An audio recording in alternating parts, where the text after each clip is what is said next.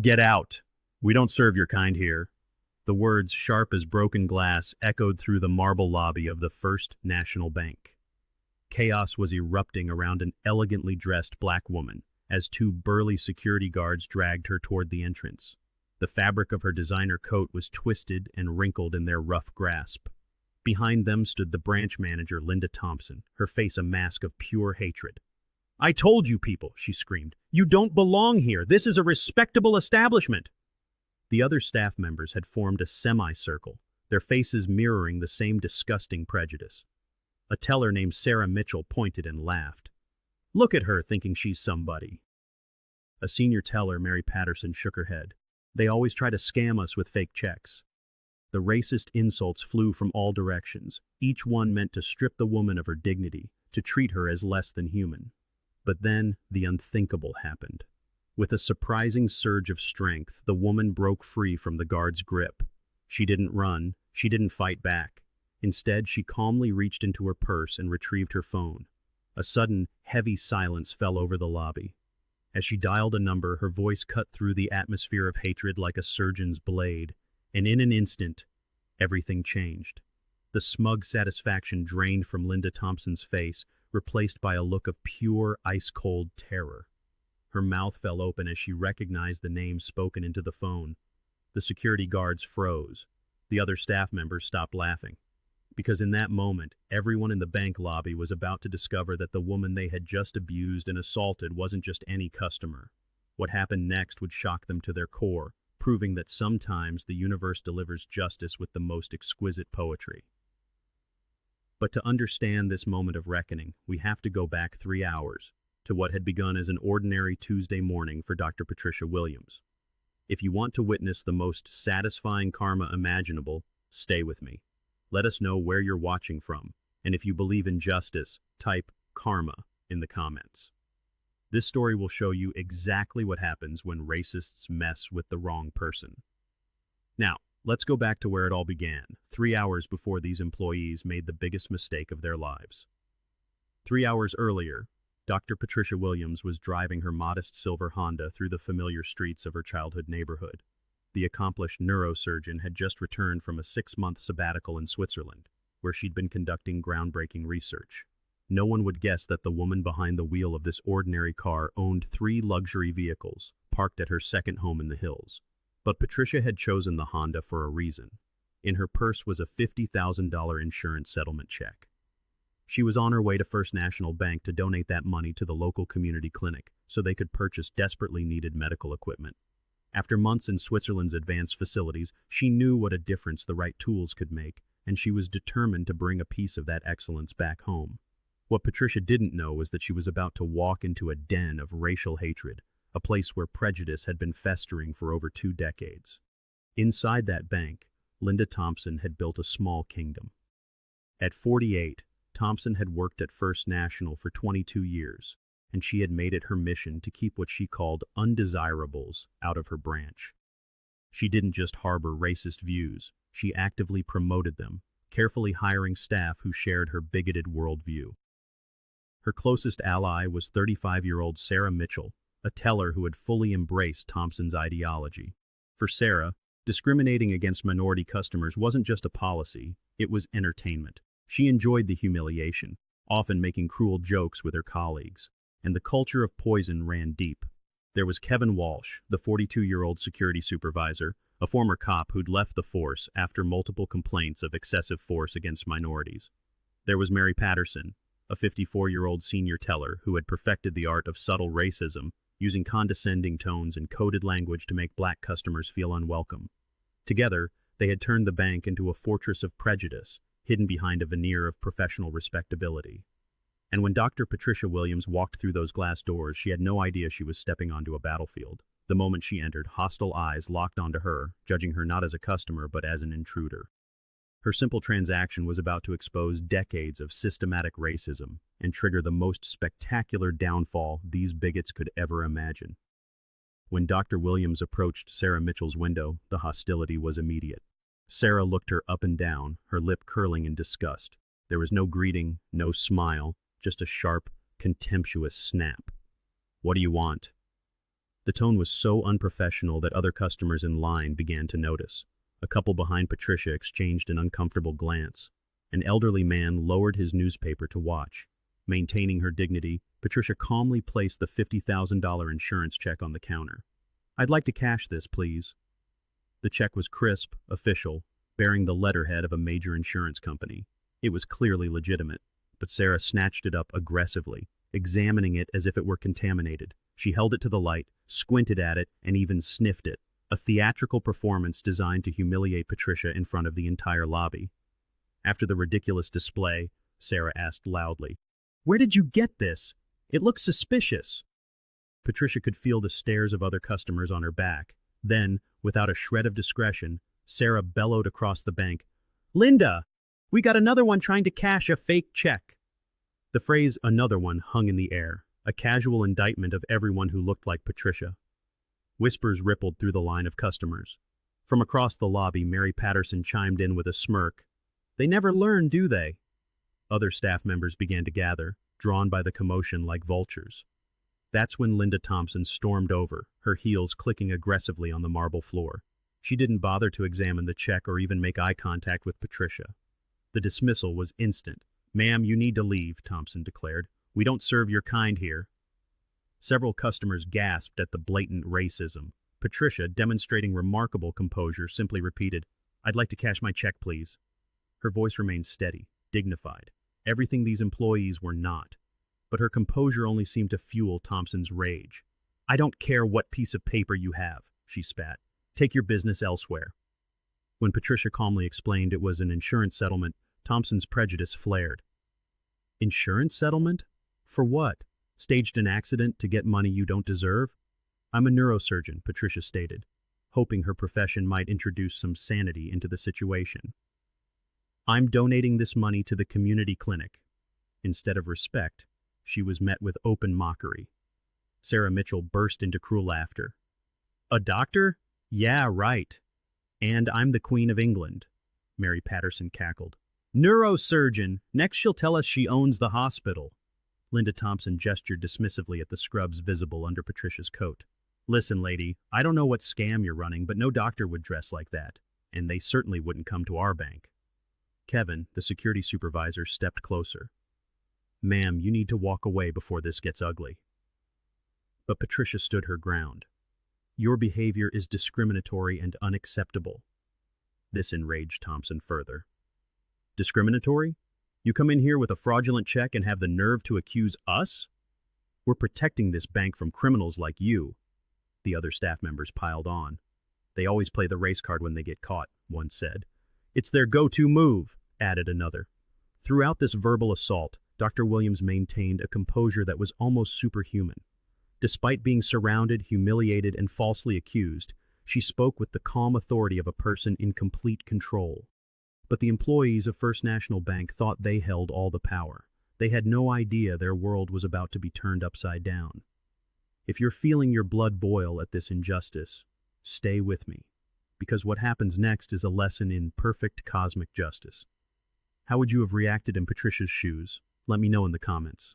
The tension in the bank had reached a fever pitch. "You know what I think?" Thompson declared, her voice dripping with malice. "I think this woman is laundering money. Nobody gets $50,000 legitimately and walks into a neighborhood bank. This has organized crime written all over it." Sarah Mitchell's eyes lit up. "Money laundering? That makes perfect sense. She's probably working for drug dealers." Mary Patterson nodded. "I knew something was off. Real doctors don't get checks this big unless they're dirty." Kevin Walsh cracked his knuckles, looming over Patricia. "Ma'am, this is now a federal investigation. You're the prime suspect." But Dr. Patricia Williams was not an ordinary victim. She had faced life-or-death situations in the operating room, navigated hostile hospital politics, and endured decades of systemic racism in her field. This was just another challenge. She calmly stepped back and pulled out her phone, her fingers moving with surgical precision. As the racist staff watched, she made a call that would change everything. "Dr. Chen, it's Patricia. Cancel my 3 o'clock meeting. We'll reschedule for tomorrow." Her voice was steady, professional, cutting through the chaos like a scalpel. Then she said something that should have given everyone pause. "And Michael? Call William Hartford. Tell him it's time. He'll know what I mean." but Linda Thompson had lost all reason. The sight of Patricia, so dignified and unintimidated, sent her into a blind rage. "How dare you make phone calls while we're investigating your crimes?" she screamed. Then, consumed by hatred, Thompson made a decision that would haunt her for the rest of her life. "Give me that check," she snarled, snatching the $50,000 settlement from Sarah's hand. Before anyone could react, she ripped it in half. The sound of tearing paper echoed through the silent lobby. "There," Thompson declared triumphantly, throwing the pieces into the air like confetti. They fluttered to the marble floor. Patricia watched the fragments of her donation, money meant to help sick patients, scatter across the ground like trash. The other customers gasped in horror. Destroying someone's property was not just wrong, it was illegal. "You just destroyed my property," Patricia said, her voice quiet but filled with a controlled anger more terrifying than any scream. "That was a $50,000 settlement I intended to donate." "Legitimate?" Thompson shrieked, her voice unhinged. "You criminal! You money-laundering terrorist!" The accusation, wild and desperate, hung in the air. Linda Thompson had just crossed a line from which there was no return. Sarah Mitchell's breath came in excited little gasps. "She's probably financing terrorism. That's what they do with laundered money." Beside her, Kevin Walsh, a bull of a man, rolled his thick shoulders. "Maybe we should search her for weapons. These types are always armed." Mary Patterson's finger shot out, sharp and accusatory. "Check her purse. I bet it's full of drugs and more of those fake checks." And then, under the unflinching gaze of a dozen security cameras, in front of a lobby full of witnesses, Linda Thompson did something that would not only end her career, but entangle her in legal battles for years. With all the force she could summon, she slapped Patricia Williams across the face. The crack of the slap echoed through the lobby, a sound as sharp and violent as a thunderclap.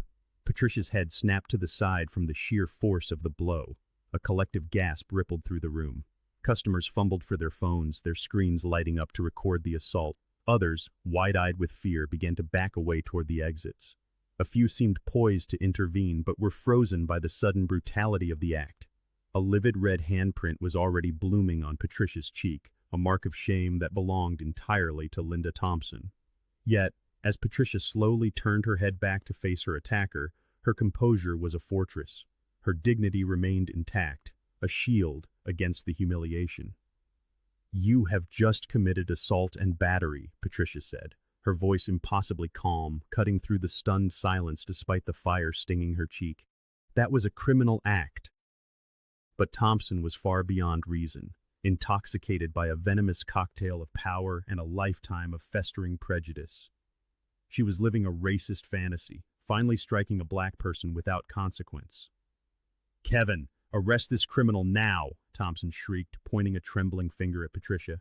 "She's laundering money. She tried to cash fake checks. She threatened me, and she assaulted me.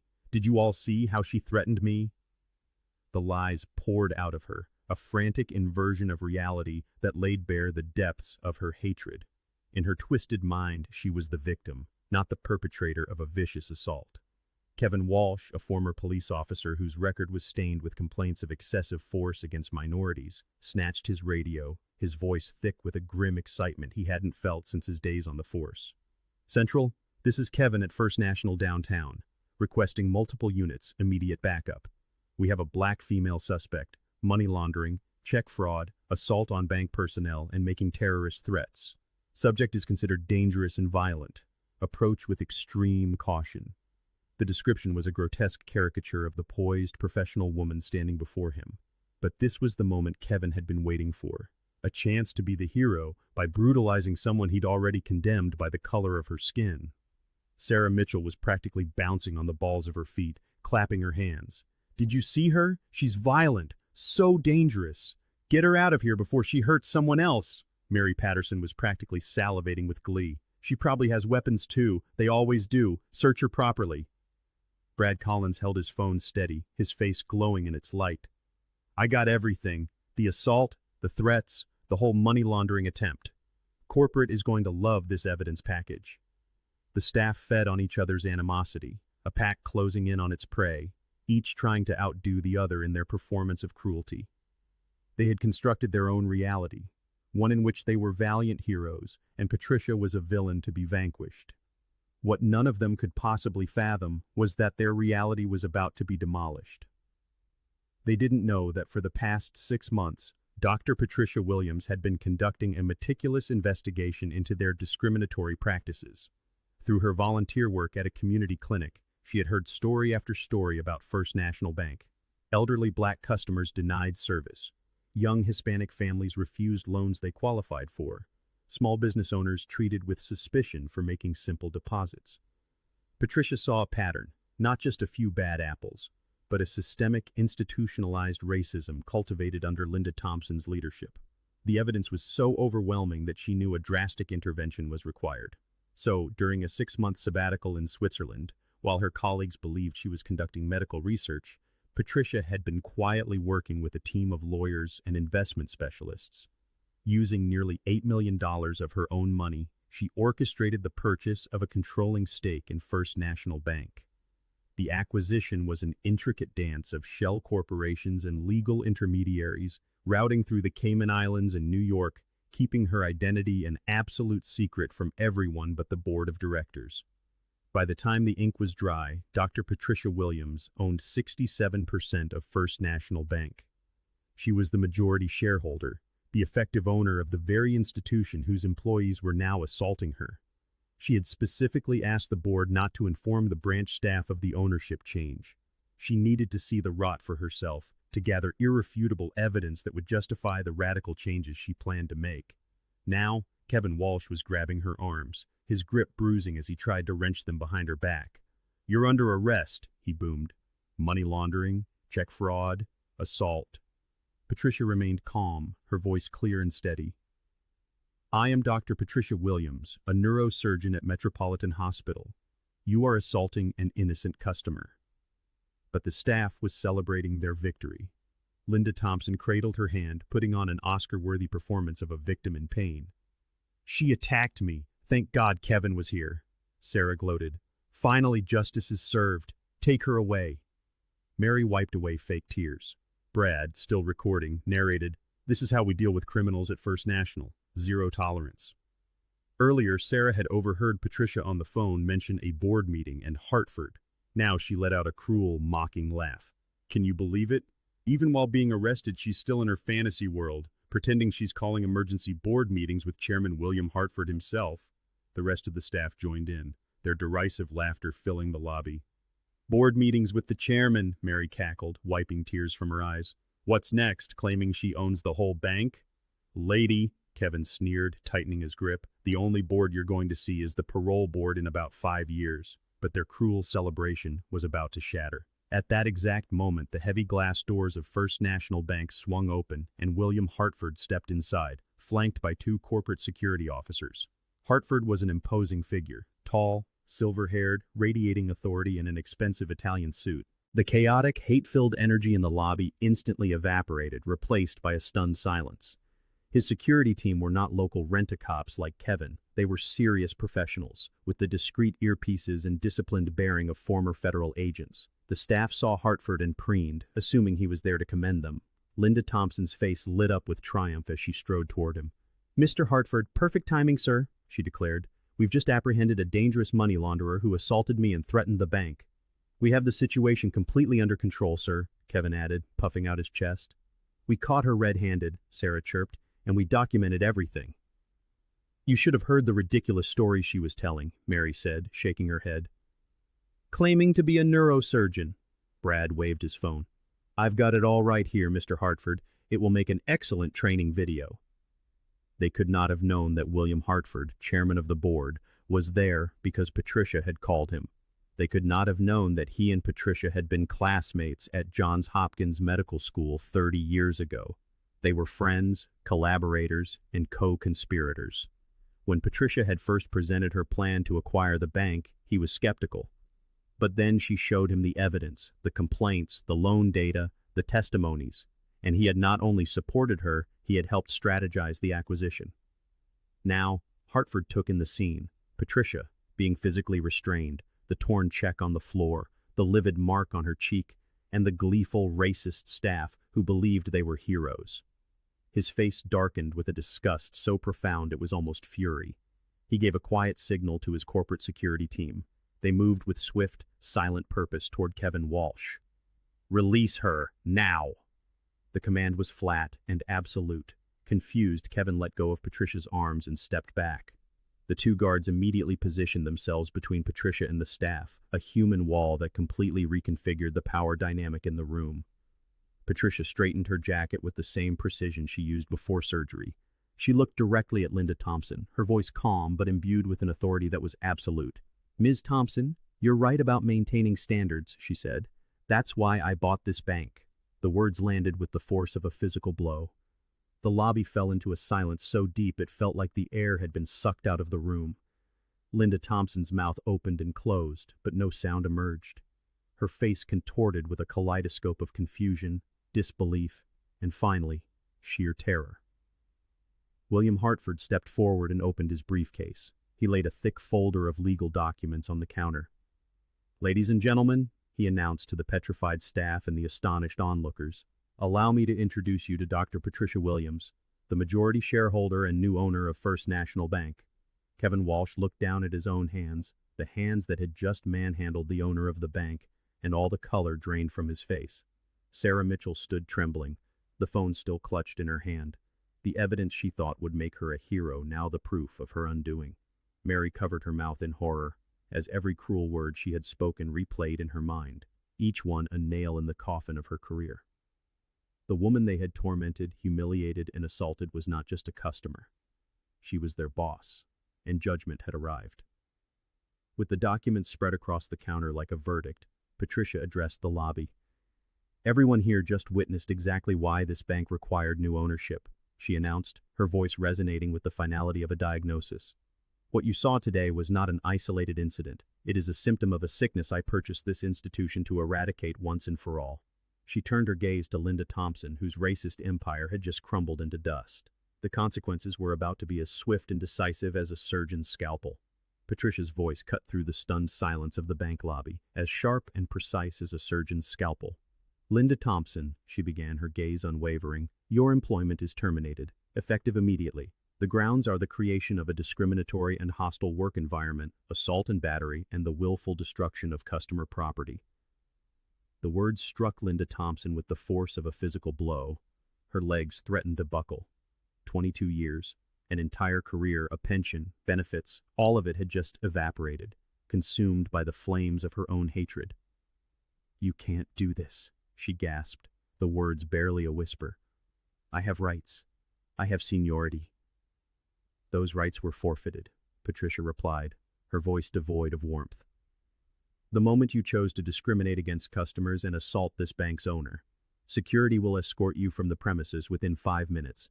You can expect to hear from our legal department regarding both civil and criminal charges." Patricia's attention then shifted, landing on Sarah Mitchell. The young teller was trembling, a leaf caught in the eye of a storm she had helped create. The smug confidence she had worn like armor just hours ago had shattered, leaving only a wreck of tears and desperate pleas. "Please, Dr. Williams," she sobbed.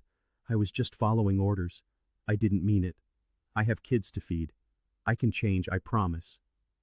"You should have thought of your children," Patricia responded, her voice a flat, unyielding line, "before you chose to humiliate and abuse an innocent customer.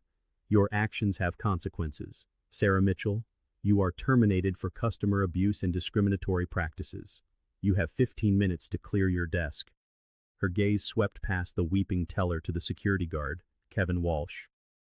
"Kevin Walsh, you are terminated immediately and will be facing charges for physical assault. Corporate security will detain you until the police arrive to place you under arrest." A flicker of panic crossed Walsh's face. His own law enforcement background screamed at him, a siren in his mind warning of the severe consequences of assaulting anyone, let alone the new owner of the bank. "This is insane," he blurted out. "I was doing my job. She was acting suspicious." "Your job was customer service," Patricia stated firmly, "not racial profiling and assault." The purge was methodical, relentless. Patricia moved down the line, her voice never wavering. "Mary Patterson, terminated for creating a hostile environment for minority customers. Brad Collins, terminated for discriminatory lending practices. One by one, the architects of the bank's toxic culture were dismantled. Each termination delivered with the calm, decisive authority of a surgeon excising a malignancy.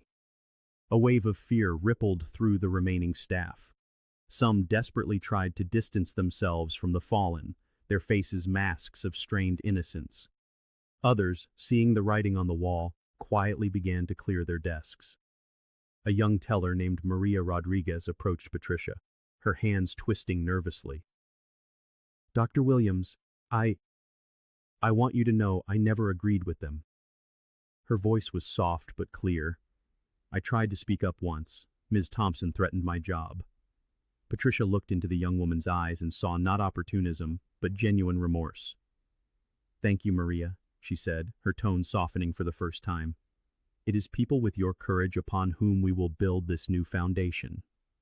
Patricia then turned to the large lobby monitor. With her new executive authority, she accessed the security archives. "Mr. Hartford, display the footage from the last 6 months on the main screen." The screen flickered to life, and a silent, damning film began to play. It was a montage of cruelty. A black family being questioned with contempt over a simple deposit. An elderly Hispanic man being made to feel like a fool. An Asian entrepreneur being dismissed with a wave of a hand. The evidence was irrefutable, a systematic pattern of malice woven into the daily operations of the bank. "This," Patricia declared, her voice echoing in the now silent lobby, "ends today. This culture of hatred, of discrimination, it stops now, and it stops forever." At that moment, the wail of approaching sirens grew louder, and police officers burst through the doors. They moved with purpose, expecting to find the dangerous criminal described in Kevin Walsh's frantic 911 call. Instead, they found a lobby filled with corporate executives, legal documents, and a scene of quiet, controlled revolution. The lead officer's aggressive posture faltered, replaced by confusion. "We received a call about bank fraud and a suspect making threats." William Hartford stepped forward, calmly presenting the ownership papers and gesturing to the security footage still playing on the monitor. Understanding dawned on the officers' faces, their professional demeanor shifting from suspicion to embarrassment. "Ma'am," the lead officer said, addressing Patricia with newfound respect, "we sincerely apologize. Mr. Walsh will be arrested for assault and for filing a false police report." News of the reckoning at the bank did not just spread, it ignited. Through text messages, social media posts, and frantic phone calls, the story blazed through the community. The racist staff was gone. The bank had a new owner. And one by one, then in small groups, people began to arrive. They were the ghosts of the bank's past. The elderly customers denied basic dignity. The young couples unfairly rejected for loans. The small business owners turned away with a sneer. They came not for banking, but to bear witness. An elderly woman, Mrs. Dorothy Washington, who had banked there for 40 years, made her way through the crowd, tears streaming down her face. "Child," she said, her voice trembling as she took Patricia's hand, "I never thought I'd live to see this day.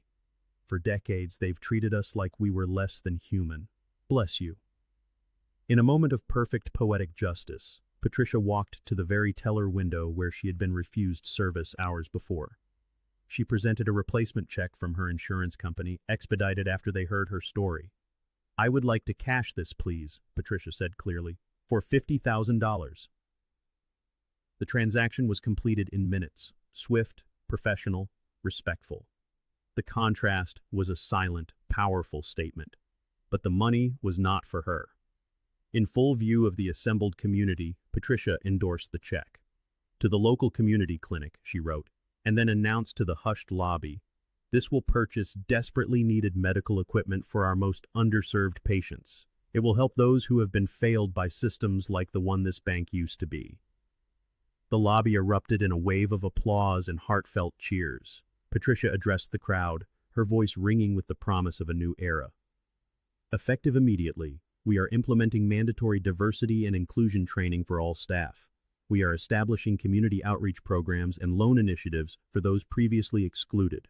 We will review every loan rejection from the past 5 years to right the wrongs of the past. This institution will no longer be a gatekeeper. It will be a partner, actively working to repair the damage it has caused." As corporate security finally escorted a shrieking Linda Thompson from the building, She was forced to walk a gauntlet of her former victims. Their faces, a mix of disgust and vindicated relief, were her final judgment. "That's the woman who denied my son's student loan," one voice cried out. "She made me feel like a criminal," shouted another. Thompson tried to hide her face, but there was no escaping the legacy of her own making. "This isn't over," she shrieked. "I'll sue." William Hartford's reply was calm and final. "Actually, it is over, and your termination is perfectly legal." Patricia stepped forward one last time, her voice filling the grand marble hall. "What happened here today is about more than one bank or one person," she said, her gaze sweeping over the hopeful faces before her. "It is about the power of economic justice to create real, lasting change. It is proof that a better future is not just a dream, but a possibility we can build together."